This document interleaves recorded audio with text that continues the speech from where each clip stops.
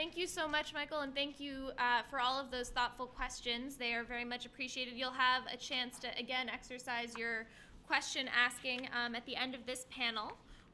I'm now pleased to introduce our moderator, Bill Basil, who's the director of AmeriCorps, and who's going to be leading a panel on federal agency partners on the task force on expanding national service. And I'd like to invite Bill and all of our panelists up to the stage now. Thank you.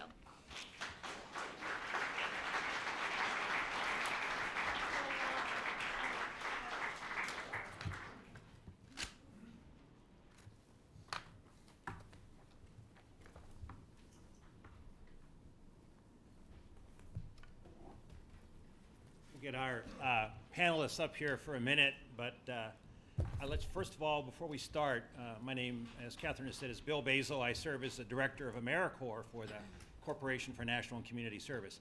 And it indeed is an honor to be with all of you here today.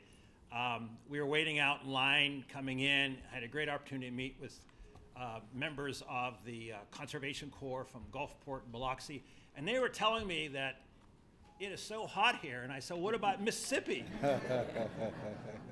So there's a term around here, it's called juicy. Today the weather forecast is juicy, so you kind of think about what that means and think about how you feel right now. First of all, Michael Smith. It's great that he is here today. The president couldn't have chosen a better person. He's a friend and colleague that I've worked with at the Corporation for National and Community Service, and he's deeply committed to this task force and this issue that we're talking about today. But you also need to know that Michael is a great chef. So if you ever get to see Michael outside or around outside the building, he can tell you where some of the great places are to eat, and he may even invite you home. He is outstanding in all ways, and it's always a great pleasure to be around Michael.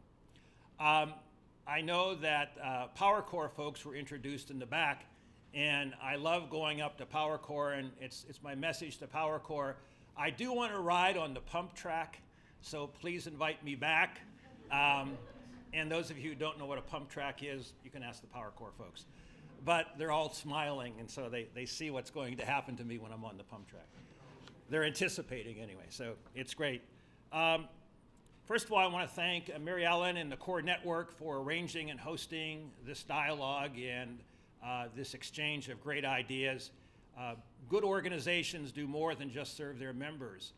They do things like convenings, bringing other folks to the table, perhaps bringing folks to the table that have been forgotten or not invited. So Mary Ellen, thank you for continuing that legacy of what the Corps Network is about and what it stands for. I also want to kind of point out a couple of folks that visited me yesterday because it's an example of what AmeriCorps and National Service is. We can talk about data and numbers, but I think you need to see the people too. So I think, did Ray, are you still here? Where's Ray? He spoke? Ray, thank you for coming over yesterday. You heard Ray's story, and now he's a full-time employee and carrying on that ethic of service, helping others navigate the ethic of service. And Lawan, where is Lawan? There you are. She is an AmeriCorps alum, also from Austin. She is now a park ranger for the city of Austin. So if you're ever walking in a park in Austin and want to know where the great places are to go, you know who to see now. These are two examples of what national service, what the legacy of national service is. And I'm here to say that that's what the future of national service will look like, hopefully.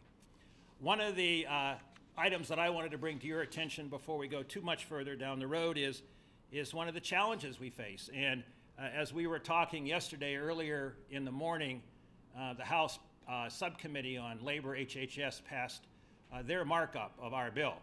And just so you know that it would make some significant reductions in national service. It would cut AmeriCorps by 62 or 42% compared to the president's request. It would cut the overall spending at the corporation by 63%, and we would lose roughly 40,000 AmeriCorps positions.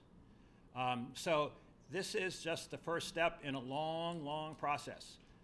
The president has proposed a very ambitious budget for national service.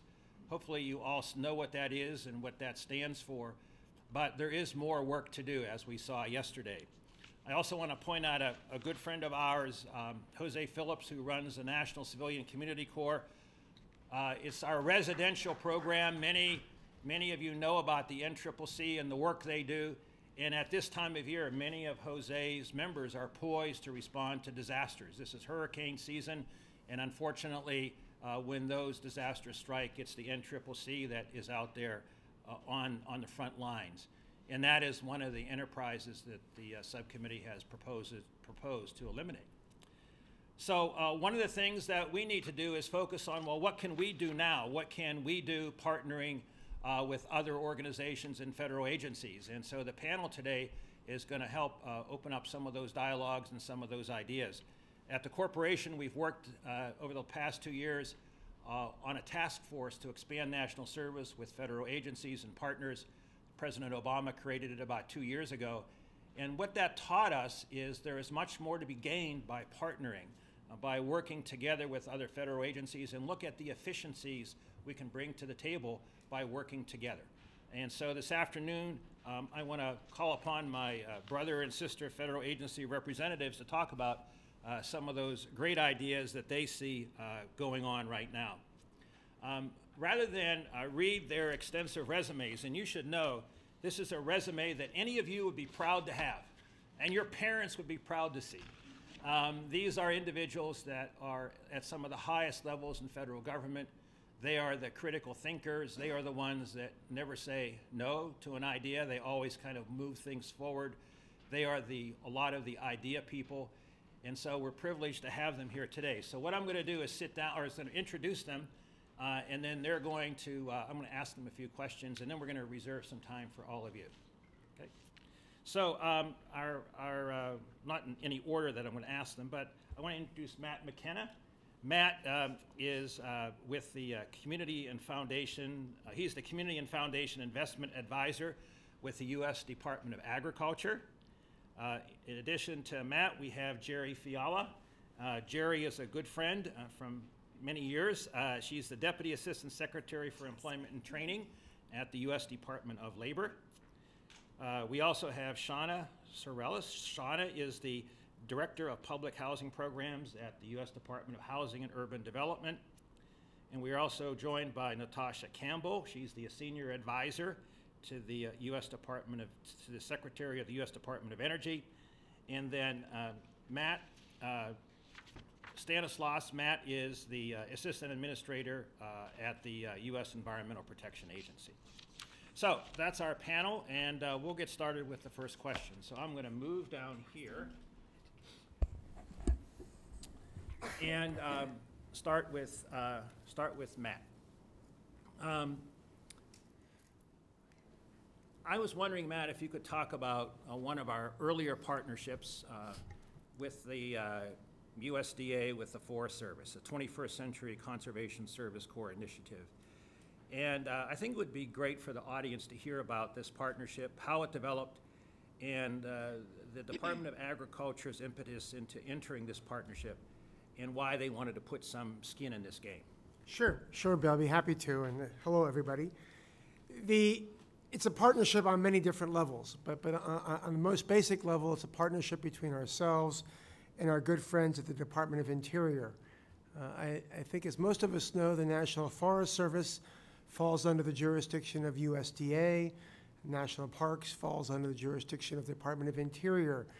But both of those areas, our national parks and our national forest, represent great opportunities for both paid and volunteer service commitments. The partnership behind the 21st CSC is meant to reflect and mirror the great Civilian Conservation Corps from the 20th century. But it was a new call to recruit new volunteers and new opportunities to build America's future, to put America's to work, and also to preserve and protect some of our greatest gifts, our natural resources, and the wonderful natural resources in our forests and national parks they represent. On that basis, the partnership has been terrific, working very well with our neighbors down the street at Department of Interior. It's been a wonderful opportunity to bring together two great assets, the forest and the parks, as a way of recruiting new members to come in, new partners to come in. I know we're quite proud of our results, and like anybody who's proud of results, I want to tell you about them so you can understand those results as well. Last year, in 2014, the employment goals were exceeded, and those goals were to employ 10,000 youth and veterans, and we exceeded those numbers in 2014. But we also had an effort at another partnership, which was to bring in foundations, not-for-profits, and corporations to be part of this effort as well, and to recruit those resources, those talents, those in some cases balance sheets, to bring more resources to bear on this partnership of recruiting both paid and volunteer parties. Those partnerships for the corporations, through the foundations, raised more than $18 million. The initial target for our external partnerships was 150 service organizations. We exceeded that last year in 2014. We increased that target this year to 175 partnerships, and we're just under that number right now with 174 partnerships with corporations and wonderful foundations, again, both taxable and tax-exempt organizations that have come together to recognize how their goals, whether it's in the for-profit or not-for-profit side, mirror our goals of encouraging national service, again, both paid and volunteer service. I would be remiss if I didn't go beyond the partnership for 21st CSC and talk about, just within USDA, our other areas where we rely upon volunteers. And in the National Forest Service alone, well, before I get to the big numbers at National Forest Service, a couple of other programs as well. The People's Garden Project, the first People's Garden is just around our building over there in the mall. People's Gardens are an effort by communities to form community gardens, both vegetable gardens and flower gardens, to recruit volunteers within those neighborhoods, to bring the beauty and the nutrition that fruit and vegetables can represent to neighborhood communities. We have over 1,000 community gardens, people's gardens around the country. In addition, our local food networks and our emphasis upon recruiting local purveyors of food and vegetables to eat and grow those great products in your neighborhoods has also been tremendously successful, but both those efforts would be nowhere without the volunteers that they provide. But within the National Forest, we have active programs every year to bring in volunteers to service the health and recreational opportunities of our National Forest. Over 88,000 people every year volunteer in our National Forest. That's a tremendous number. We keep track of that number. We measure that performance and measure the tremendous increase in volunteers around the country through our National Forest. But in both of these areas, whether it's our National Forest, our local food networks, our neighborhood gardens, or the 21st century, there is a power of community service that, when married within federal goals and the policy goals that we represent, that produces an unbeatable combination. And I'm happy to talk about that combination later on in questions and answer, but it's wonderful to talk to a group and be able to talk publicly about the value and the positive benefits they produce. Thank you very much, Matt, and we'll get into more questions as the session moves on. Next, I want to turn the questions over to Jerry Fiala at the Department of Labor. Jerry, you've been working full steam ahead implementing the Workforce Innovation Act, and part of that act potentially could give hands-on experience that translates into careers that helps core members transition into post-secondary education. Can you talk about the Department of Labor's work to engage opportunity youth, and particularly out-of-school youth, and the activities that could lead on to post-secondary education? Thanks, Bill. And can I just say thank you for including the Department of Labor. I want to thank the White House. I want to thank Mary Ellen and Bill and the CORE Network, because this is really important, and it's particularly important as we implement what is the reform of the public workforce system that hasn't happened for 15 years. And it was an overwhelmingly bipartisan vote in both the House and Senate. So it just affirms that workforce development and all of the aspects of this bill are really something that we all can support. The Employment and Training Administration is very active in trying to engage opportunity youth in a number of ways to connect these young people to all of the work and education that they need to advance in their careers. And the CORE model is particularly one of great promise in our view, because it has a lot of the elements or features that can lead to success, such as job training and paid work experience and academic program that can be linked to work, leadership skills, which we heard about, and all of the critical supports to advance. And it's a great time to be focusing on out-of-school youth with WIOA, the Workforce Innovation and actually Opportunity Act. We have been able to renew our focus on out-of-school youth. Work experiences are stressed under the Act. Local areas who receive formula funds, and that's all of the United States, every square inch is in a workforce area, and when those funds go down in the Youth Formula Fund, 20% of those funds at least have to be spent on work experiences like summer jobs, year-round jobs, on-the-job training, pre-apprenticeship, and so on. And the work opportunities through the CORE model, in particular, can link to and provide important opportunities to expand the learning that takes place. One thing I say to everybody when I go out and talk about WIOA, and I'm talking to the people who have to, are implementing at the state and the local level, I say, you know, what we really need to do is raise all the questions, all the questions are important even if we don't have answers now. So I hope you'll ask some, that we have to think outside the box. This is a very flexible piece of legislation, so we have an opportunity to do that. I also say you've got to stand up for what you believe in, so that the CORE model and the opportunities that have worked, you need to be able to articulate those in local communities and educate people about what you can do together. And lastly, it's all about relationships. There's not a person in here that doesn't understand that. So partnerships are very, very important. And over the last 5 years or so, with respect to the 21st Century Conservation Corps, we have been working with agencies in the federal government and non-governmental organizations to really put young adults as well as veterans to work in protecting and restoring and enhancing America's great outdoors through the Conservation Service Corps that has been mentioned a couple of times. Another thing, and in doing that, we've provided guidance to our system about the opportunities to link and what that can mean to young people. We also collaborated with the CORE Network and the National Association of Workforce Board to promote partnerships under the new act, WIOA. And this is just a blatant advertisement.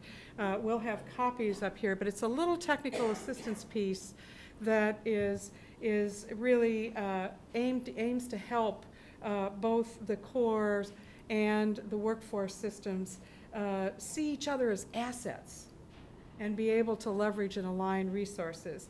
And there are some examples in here with regard to co-location, co-enrollment, and integrated service delivery, but there are just a few examples. So I would challenge all of you over time, and there'll be a place, this will be up on the website, and there are places to go to share with us other examples, because people will learn from those examples, and we'll put those up.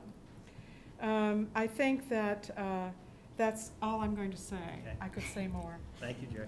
So I have a quick follow-up question. So Jerry, in this new law, what kind of advice would you give our audience from the core networks, the local conservation corps?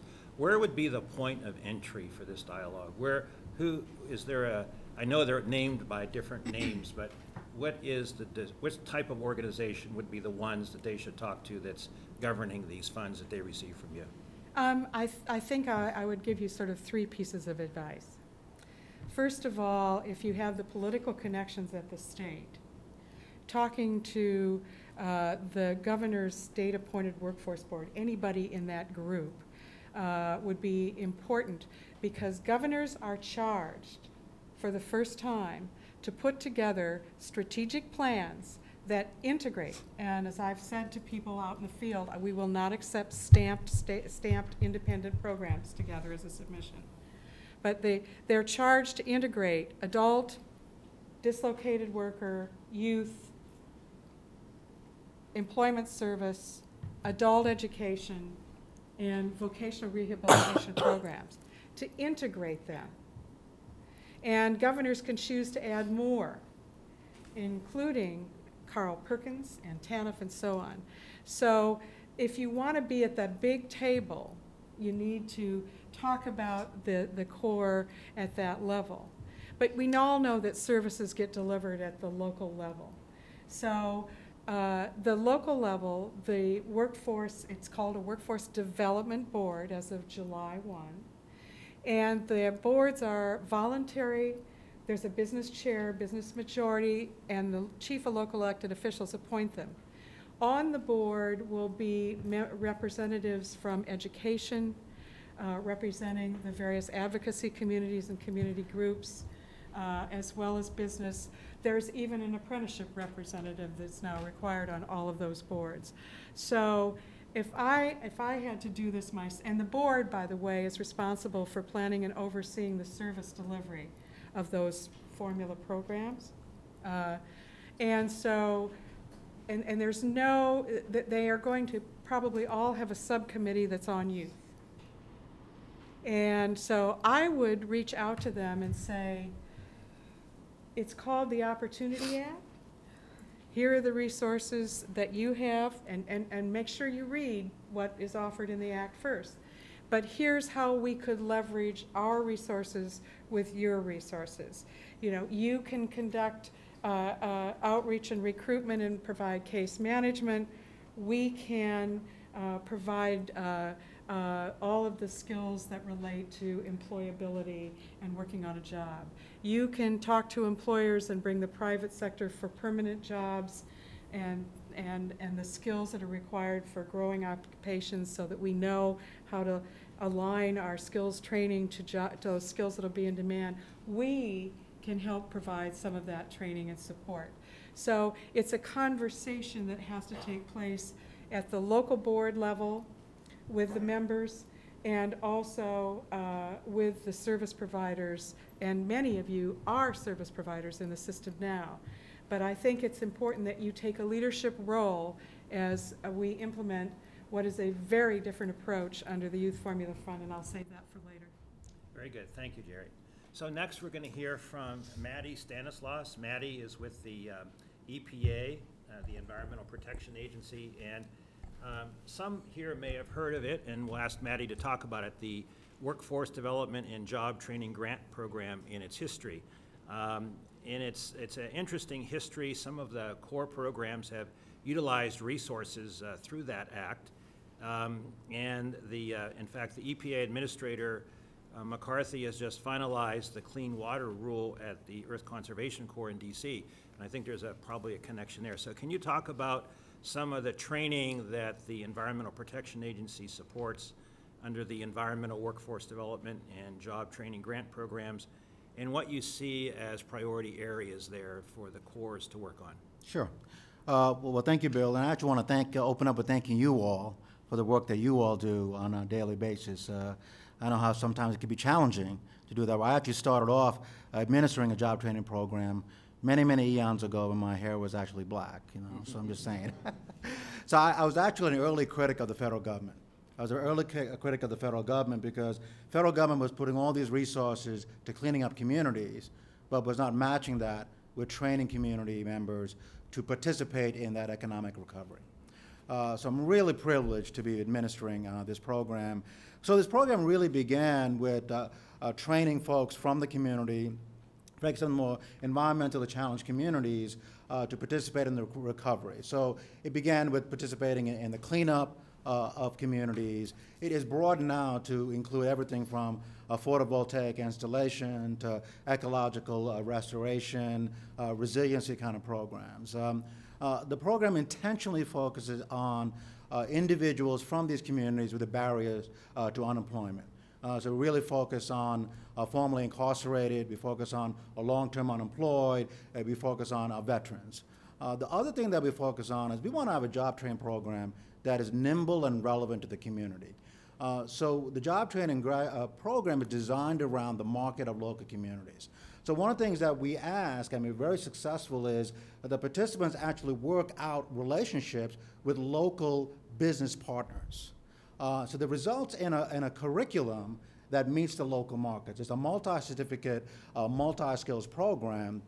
And with the partnership of local businesses is the reason why I think we have a very high hiring rate. We have a 71% hiring rate. And I was at a graduation at the St. Louis Community College 2 weeks ago. And you know, if you ever want to, I know you've all been there, but want to be inspired, just attend the graduation program. The businesses who were partners were there, and they committed to hire every single graduate of that program. You know, so it's really, you know, that relationship with local businesses tailoring a program around the local community, which I think is very successful. I also think that, you know, in terms of connecting with, you know, the president's priorities, you know, it's one, obviously, the hiring of veterans, hiring of long-term unemployed, but it's also, you know, deeply connecting those communities that are most distressed and having this workforce participate in that recovery, to create jobs in the short term as well as long term, you know. And I will close by saying that this is one of the most successful green jobs training program, and I'd really like to talk to you more about that. Okay, thank you. Our next panelist is from HUD, Shauna Sorrells. Shauna is working at HUD in one of her capacities. She just came back from the meeting in Denver with the Clinton Global Initiatives, where HUD Secretary Castro rolled out a new commitment to engage public housing residents in energy-related job training and STEM. Kind of a totally new, kind of out-of-the-box initiative. And she's going to tell us about this, but I want to tell you a story about Secretary Castro. There's lots of stories about him. We were he was 2 weeks on the job. We were in this building, 2 rooms down, and everyone had left, and he was in the room fiddling with his papers, and I came up and talked to him about, and he wanted to know what I did, and I said, well, we're talking about AmeriCorps, and he just stopped, and he wanted me to make sure everyone who ever served in San Antonio knew how much he appreciated the contributions that AmeriCorps made in building and rebuilding San Antonio. So you have a great friend in HUD and a great friend in Secretary Castro. So, Shauna? Thank you. I agree with you, not because he's paying him a salary.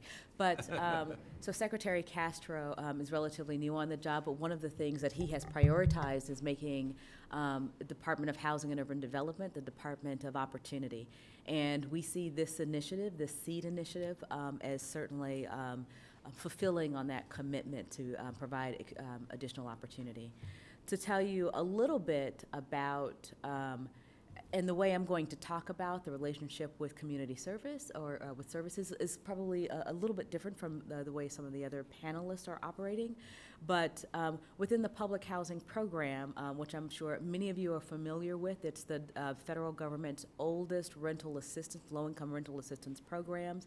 We have over 1 million hard units around the country, and we have prioritized, obviously, as an agency, not only providing assistance to some of the most vulnerable families with this housing stock, but preserving it for the long term. One of the ways in which we do that is by doing building improvements. We invest in things that will allow the units to be sustainable, and that includes deep energy investments. We've done nearly $1 billion, and while that is not directly related at all to what we're talking about here, one of the issues that arose is that we realized we are spending a lot of time investing in our properties. We want to make sure that we are spending an equal amount of energy and resources investing in the people that we serve, right, for the long term. So we see this SEED initiative as addressing opportunity equity issues. Obviously, one of the goals of the administration has been to not only do energy investment, but make sure that we have a workforce that is prepared for the growth in green jobs. When a housing authority does this type of capital investment work, they're always required to do some type of employment or training for the residents that they serve or the community that they serve. I was actually at the White House having a discussion with one of our housing authorities, the Denver Housing Authority, who is one of the most progressive in this energy space. And I asked him, they are so progressive that they are actually in the process of, or they have plans in place to build a micro utility. What they believe a micro would, they told me, and many of you probably know better than I, right? What they plan to do is generate enough sustainable energy to provide utility services or electricity to a small community in and around one of their developments, which will be they're going to be creating in the future. And I said, what are you doing for the residents that you serve? How are you going to be training them? He said, let me tell you about my culinary arts program. That's great. However, you are installing solar panels, right? You're going to have long-term jobs being created through this micro-utility company. Why aren't you training them to take those jobs, right? So what SEED does is we have partnered with 3 federal agencies, and there's a really important agency which we really should talk about adding to that initiative, Department of Labor. Those 3 agencies are obviously the Department of Housing and Urban Development. What we bring are the people, right? Plus some investment of federal dollars. We are also great partners with the Department of Energy, who brings a lot of energy literacy work, but they also have a lot of information regarding training and certification programs and where those certification and training programs have been deployed and grants provided. We also are partners with the Department of Education. The Department of Education provides us information about jobs path, career pathways development, as well as one of the pillars that we are focused on within SEED. Those 3 pillars are energy literacy, making sure that the residents who live within the properties who are receiving or living in units that are receiving this energy investment deepen their knowledge about their relationship with energy, but also the technology that's going into those buildings. Because if they aren't aware and familiar and comfortable with the technology, you won't get the energy conservation improvements that we want to see, right? Number 2, we're focused on providing STEM education opportunities for youth and young adults. Now, there's nothing within our rules that says you have to serve this population because you're doing this work, but it's an opportunity. Right? And so while you are deploying all of these engineers, you have these companies on the ground, you're focused on this, let's see if there are ways that you can focus with other partners in your community to provide STEM education opportunities for the youth that are living in those buildings. The 3rd is on workforce development, and that is where we are identifying and trying to leverage other federal investments that have already been made in the area of workforce development. Those certification training programs, we would love to see residents trained in advance of the project so that rather than simply cleaning up the construction site, right, they can take on a meaningful job that really puts them at a better trajectory for job placement in the future. Now, in doing this work, we have also reached out. We're creating public-private partnerships, and one of the first partners that signed on was the Core Network, right? And we're looking, and part of what they are doing, and this will roll out right now. We are in 6 communities. Those communities are Cuyahoga or Cleveland in Ohio. We had many agencies say, you know what, sign me up. I want to do this. They're always interested in investing in the people that they serve. The Tampa Housing Authority, Denver, San Antonio, Washington, D.C., and the Austin Housing Authority. The reason we went to these pilot cities first is because we know they have big energy investment work in the pipeline. So what we do is we identify national partners, and they identify local partners. What SEED looks like in Tampa will be different from what SEED looks like in Cuyahoga in Washington, D.C. But that's what we're trying to get to. In terms of our commitment, it is around, around 10 million, they wouldn't let me go any bigger, 10 million hours of STEM, and we include STEM as employment opportunities as well as training opportunities for youth and residents, and that's among the 6. We want to grow that. The Core Network is one of our partners, and one of the things that they have done is they have provided commitments for providing placements, whether it's a STEM STEM core staff person in the housing authorities, but also in terms of vistas, right? So there may be opportunities for the residents to become a VISTA or the youth to become a VISTA core service member to help support this initiative on the ground and work with other partners. So they will be working with each of those communities to figure out what is the right service opportunity that fits here, and some of those opportunities may be available for the residents that we serve in our housing to help sustain these local place-based initiatives. So that is what we're doing, and we see this as it creates a pathway to long-term employment and opportunity for our residents. So we're excited to see exactly what it looks like in each community. Thank you. Well, thank you, Shauna, and I know there's some folks in this room that will be talking to you afterwards to represent those cities who are anxious to partner in this effort. Next, we're going to hear from Natasha Campbell. She's with the Department of Energy, and she's going to focus on the President's executive actions to advance solar development and energy efficiency. And she's going to talk to us about renewable energy, energy efficiency, and that connection to workforce development that core programs might be able to connect to. So, Natasha? Great, thank you. And to echo the other panelists, thank you for putting together this conversation. We just had Tyler over at DOE really to talk about how we can collaborate more to bring out these opportunities for young people, disadvantaged communities, low-income communities. And at DOE, we are very focused on addressing the workforce needs of the energy sector. Secretary Moniz just recently announced a new initiative, the Energy Jobs Council, which is really geared towards helping to ensure that the jobs being created build a stronger, more inclusive community, and doing that by connecting with various stakeholders, industry, community colleges, educators, labor unions, and organizations like AmeriCorps and the Core Network. Earlier this month, as it relates to renewable energy and solar, we announced a $32 million funding opportunity through our Solar Technology Program Office that is really geared towards meeting the goals to reduce the cost of solar deployment and installation.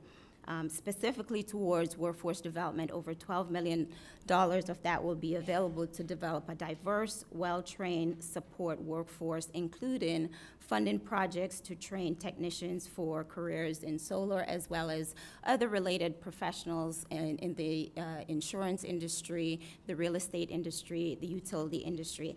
And the goal is to make sure that we are really empowering the workforce to address the needs of this really growing solar industry. Earlier this year as well, the President announced a new initiative of training 75,000 solar workers by 2020. And we've established a number of programs at DOE to really help us meet that goal, including our recently initiated program, the Solar Ready Vets program, which is really an expansion of the Sunshots initiative, it's solar instructor training network, which since the past 5 years has trained over 30,000 students to enter the solar industry and that workforce. Other efforts will be geared towards funding projects aimed at increasing market transparency and fair pricing in the solar energy market. This data clearly will be useful to developers, utilities, and really manufacturers and financial institutions to make sure that information is available to the various groups that touches on this very growing industry. We're also dedicating about $15 million to focus on projects to develop new designs for concentrated solar power collectors, which is really one of the most expensive areas of this new and like I said, growing industry. In the area of energy efficiency, in the residential sector, industry is really trending towards constructing more energy efficient homes that offer improved air quality, comfort, and really greater durability. And in response to that, building codes are constantly changing, riggers and consumers are expecting more, and really they want a home that is gonna perform, that is gonna save costs in terms of utility and other energy-related bills. And through our Building Technology Office, we are really focused on developing cost-efficient, energy-efficient designs for residential homes. And we're supporting that by increasing our efforts towards developing a strong workforce and focusing on direct entry workers, workers through community colleges, workers in continuing education program, and really recent college graduates. And the focus is how do we create core competencies that will address these issues through building sciences and other programs. We've done a lot at DOE.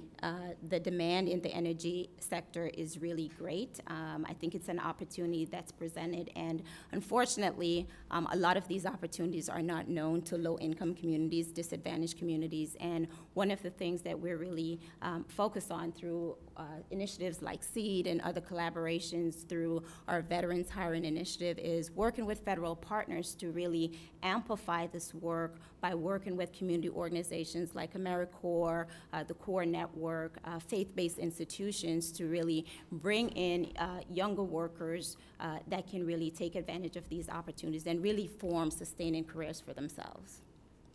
Great, thanks, Natasha. As you were talking, my wheels were turning here because here's Matt, and what about solar conversions to U.S. Forest Service buildings? I mean, is there a way that and this is out of the hat, in a way to look at this? I mean, here we have core programs that work in forests, and perhaps there's maybe a way of connecting with Natasha to provide training, but also to enable the Forest Service to have maybe a more efficient supply of energy through solar power, and give that training to the Corps members who are helping to learn this skill set and then actually build it. Any ideas? Well, it's a terrific idea. I know DOE has a number of programs which facilitate the addition of solar activity at program facilities. USDA also has a more than $200 million available every year for conversion and addition of solar facilities. So that's it's be nice to spend some of that money in our own backyard, so to speak. I think so too. So anyway, that was just a wild card question. So other partnerships that you see, you've heard all the four panelists, the three speaking here. What are some of the other partnerships that you think either could be developed or out there on the future based on what we've done now? What do you think the future holds for partnering with the Department of Agriculture and the Forest Service? Well, partnerships are a great tool, but let me put a dose of reality, and that is that it's not the easiest tool because you require a combination of interest to be successful, and it's sometimes easier to put a document together that pledges a partnership, but then the reality of implementing, the reality of working together, the reality of advancing money can sometimes mean that the best intentions are not realized. So while partnerships and public-private partnerships are certainly a popular tool, I don't think we've begun to realize their power. But that being said, they require a lot of effort. And the effort must begin with a combination of the mutual benefits that can be achieved. And that's extremely important, because sometimes, I know in government particularly, where resources are often short, someone will come in and say, well, let's find a partner to do that for us. And the idea being that there's a grocery store out there that has partners sitting on the shelf waiting for for members of the federal government to go tap them and say, please come in. Well, yes, they are out there. Yes, they'll answer the phone. And yes, they begin to explore it, but it doesn't go anywhere without the necessity of identifying common goals and also committing common resources. And so it's not a direct answer to your question, Bill, but where we have been pursuing new partnerships have been to look beyond some of the traditional organizations that you would think of, whether it's Interior or Department of Agriculture or some of our sister agencies, but it's to identify, particularly in the for-profit sector, where there's a mutual coming together of interest. And I come from the private sector, and I spent all my career, but the last 2 years in the private sector. And I know that the private sector is more than willing to become partners, but on its terms, not necessarily always on the terms of the federal government. That's the hurdle that the private sector partner has to overcome. The hurdle that sometimes the public sector has to overcome is oftentimes a suspicion, a cynicism, or reluctance to do something with a for-profit organization. And I can tell you at my office a number of times I've heard the conversation, well, why would we want to become a partner with that organization? All they're going to want to do is make money off of it. Mm-hmm. And my first reaction is, well, yes, that's right. But my second reaction is to go a little bit deeper and say, well, it's not necessarily, our goals are not necessarily incompatible with the goals of another person to make money off the relationship. So it's not always intuitive, it's not always easy, but it does require some pretty sensitive tightrope walking sometimes to have the mutuality of interest where both are achieving something together, but also achieving individual goals as well. Very good. So I'm going to ask Maddie a question that's kind of out of the box too, and that is, I do a lot of visits, and one of the places I like to visit is Flint. And I'm sure you know Mayor Walling. Mayor Walling is an AmeriCorps alum, by the way, those of you who don't know. Flint, Michigan has many challenges in front of it, and he's using service and volunteerism as a way to engage people in Flint to make positive contributions to lift Flint up.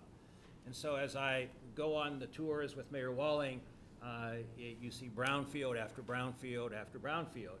And I've always wondered, what degree do you think core programs composed of individuals who live in neighborhoods, basically who are adjacent to the brownfields, are there some things that we should think about doing in terms of getting local folks trained and involved to maybe turn part of that brownfield into a park? Now you know I don't know what I'm talking about, turning it into a park, but is there a legal way of doing that? I'm not going to give any legal opinions at this moment. Very good. But, I know Mayor Walling really well, and he's done a fantastic job in Flint and really turning around that very important city. I would break up my answer in a couple different chunks. One is clearly the core skills that our job training provides allows a certain segment to participate in the direct technical aspects of it, so that's really important. But there's a wider opportunities in terms, I know Mayor Walling is looking at that, is how do you green that downtown as a real central point of revitalization. So that's where I think the Corps can really participate in that, really building, be it kind of green infrastructure, ecological restoration, or even basic planning resources, So planning resources at the very basic level, how do you engage the broader community to really build buy-in of what are the components of, be it park space and economic development opportunities. And I actually think the Corps could have a really important role, really participating in places like Flint into kind of the broader planning conversations and the outreach to communities to really build consensus around a community vision. Great. Okay, I want to leave a couple minutes for questions and from the audience, and our other panelists I know have some things to add, but we wanted to give the audience a chance to ask questions of any of the panelists. So now's your chance, or ideas. Yeah, Jose. So, just wanted to make a comment on the Department of Energy. Years ago, there was a program, Green for All, out of the Bay Area. And so, their impetus was to teach urban youth photovoltaic installation. So there's two issues that they were dealing with because the urban jungle wasn't totally aware of the benefits of energy efficiency. And then the youth that were trained in that program, Van Jones was leading at the time, he was having a very difficult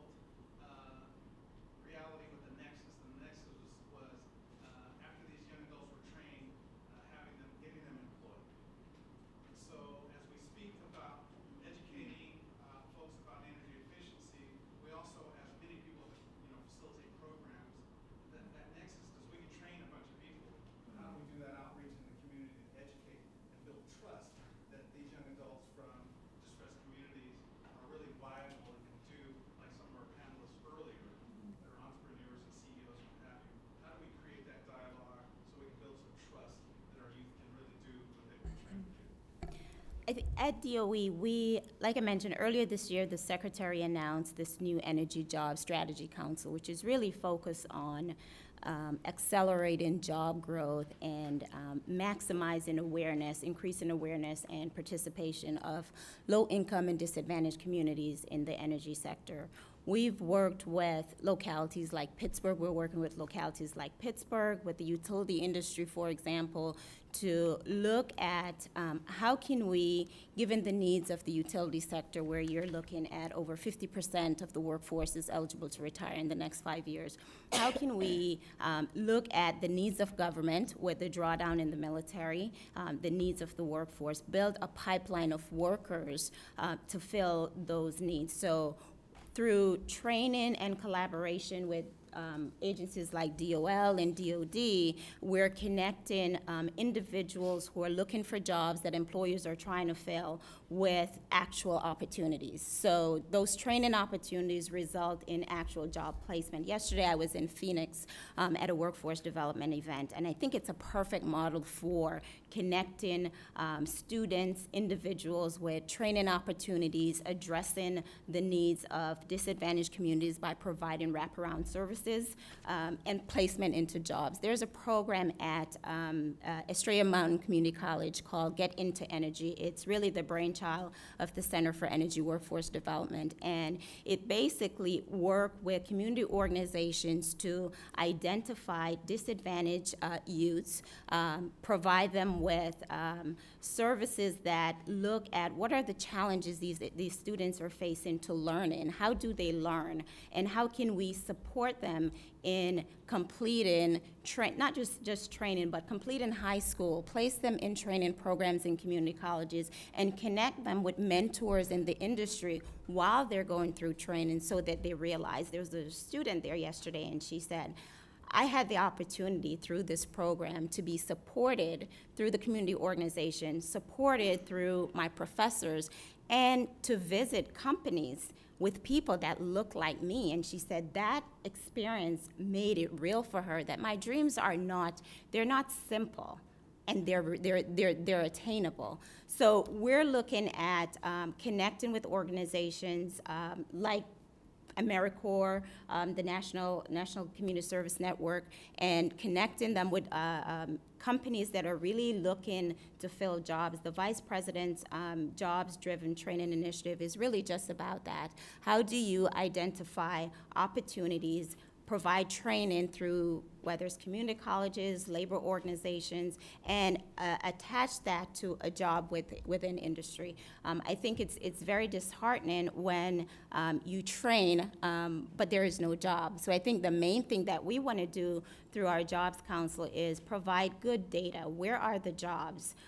What can I look at in terms of if I'm trying to pursue a degree, what should I be looking at? And at the end, will there be an opportunity for me?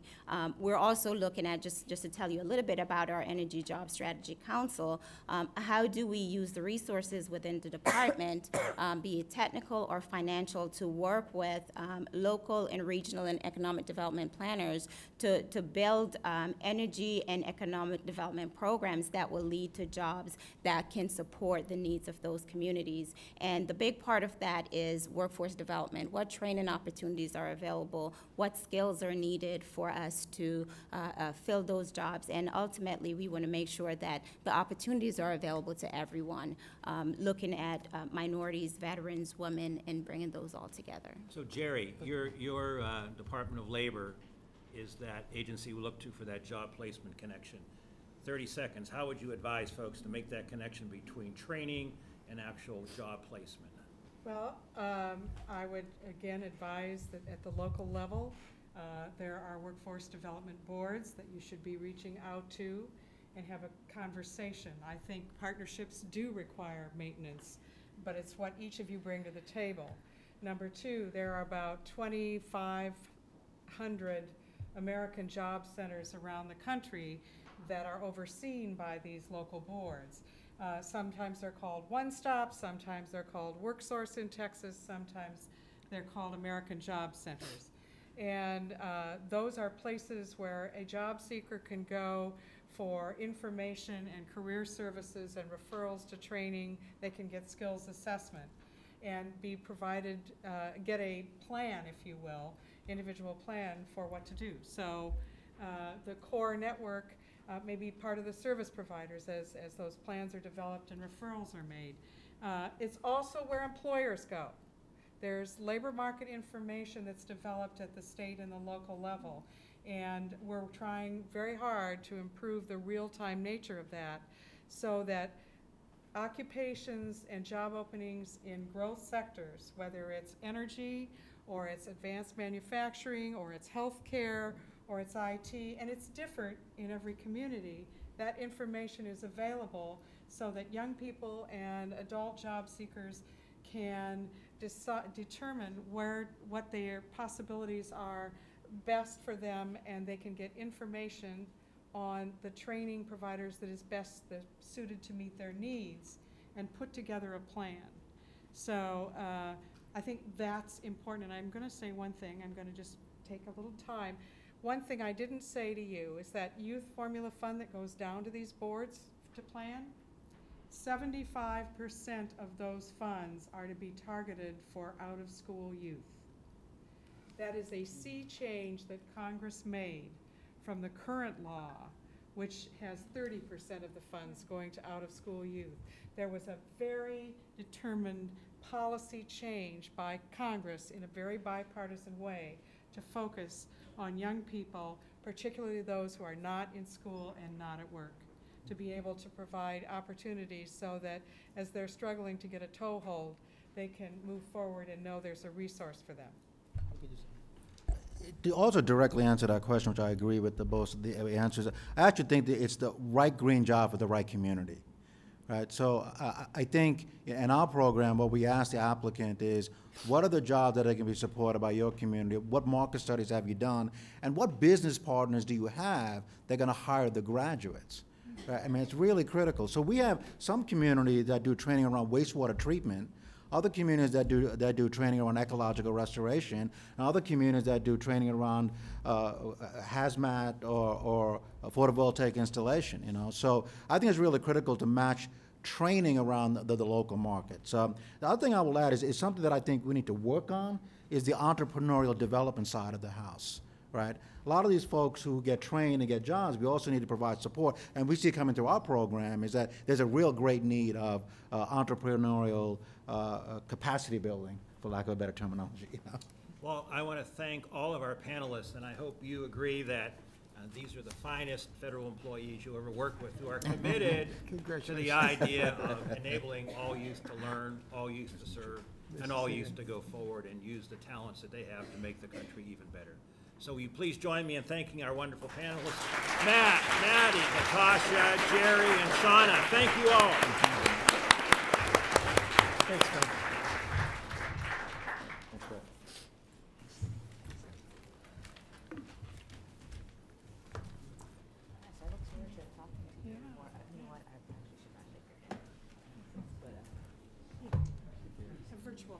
Well, I will echo Bill in saying thank you so much to all of our panelists who had a lot of insights to share and things I personally learned. I'm now pleased to welcome our last two speakers, two of my favorite women in the entire world who I have the privilege of working with every single day. Hallie Schneier, who's the Deputy Director of the White House Council on Women and Girls, and Kim Leary, who's an advisor on the White House Council on Women and Girls, who are going to take us home and close out our speaker list today. Thank you. Hallie and Kim.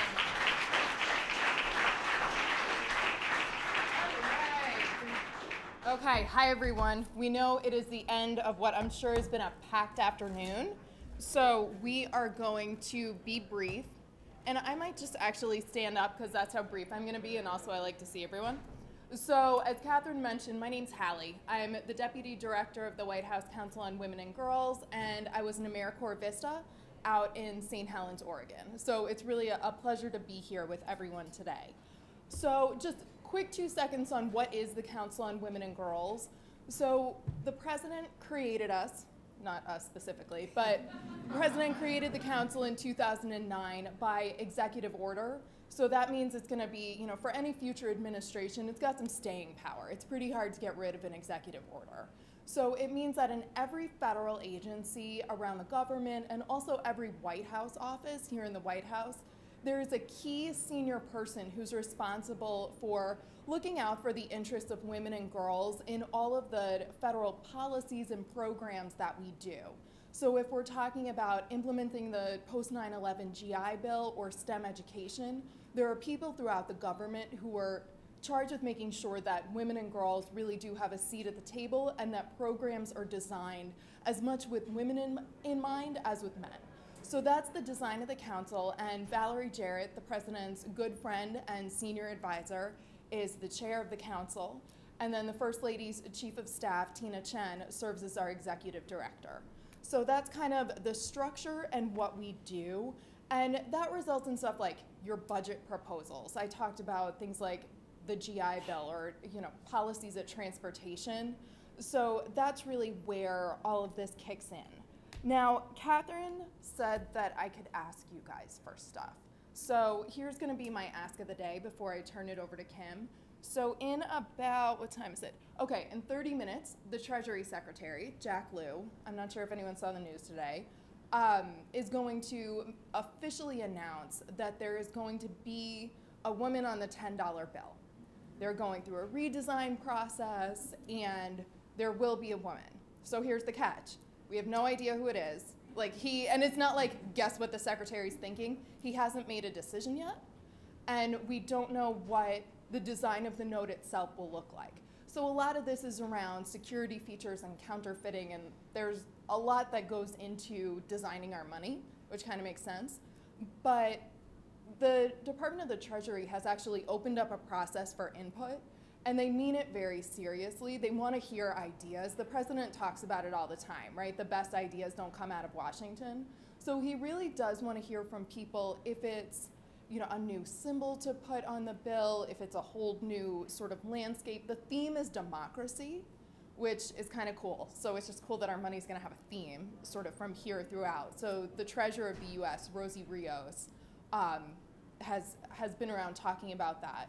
So I could send you to the website, but I think most young people are mobile, so I keep forgetting it, but it's #TheNew10 for everyone who has their mobile device. I know, this is why we look for outside help, because we're not breaking the mold here in government, but it's #TheNew10. So we act legitimately, sorry, say again? I believe so, yes. I think both will kind of route you there, but yes, good question. So that's the scoop. I think that's the first part where I'd say we really need your help. There are tons of other things, from preventing campus sexual assault to making sure that women and girls get engaged in non-traditional careers, but you guys need to leave. So we're gonna talk about that another day, but I really wanna make sure you hear from my incredibly brilliant and talented colleague, Dr. Kimberlyn Leary.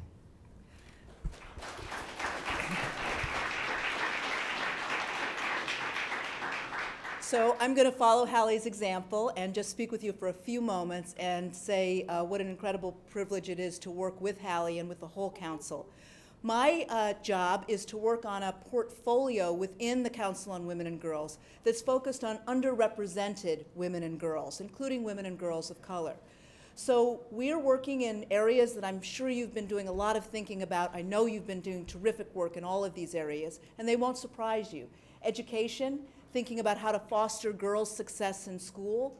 STEM, not just STEM engagement, but STEM education, STEM career readiness, and then STEM career traction, since we lose girls and women at each of those points in the STEM trajectory.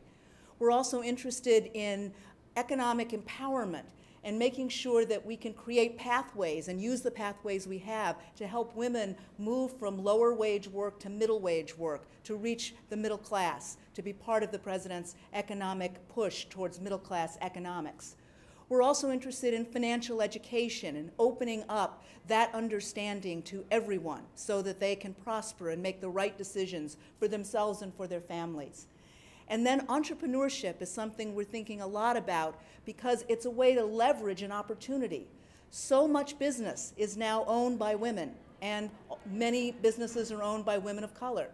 How can we help those businesses to grow and become contributors and to become even more opportunity to create jobs?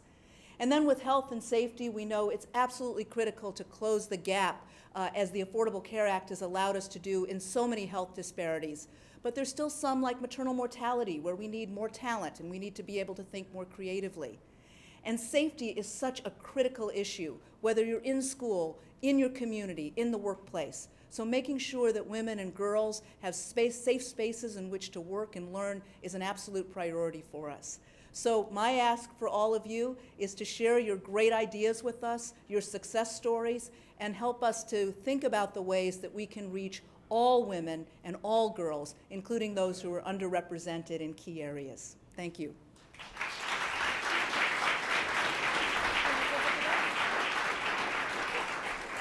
Terrific. Thank you so much, everyone.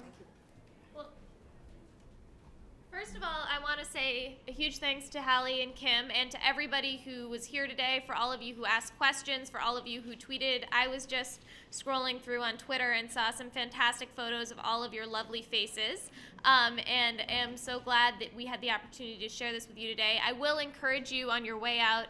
There'll be folks to direct you out, but definitely take some time to take your own photo in front of the White House. Just right as you're exiting, you'll see the West Wing. It looks a little smaller than you might have thought of it on TV, but it is a pretty amazing place where a lot of important decisions like the one you've heard about today are made. I would also encourage you to stay in touch with us, to stay in touch with the White House.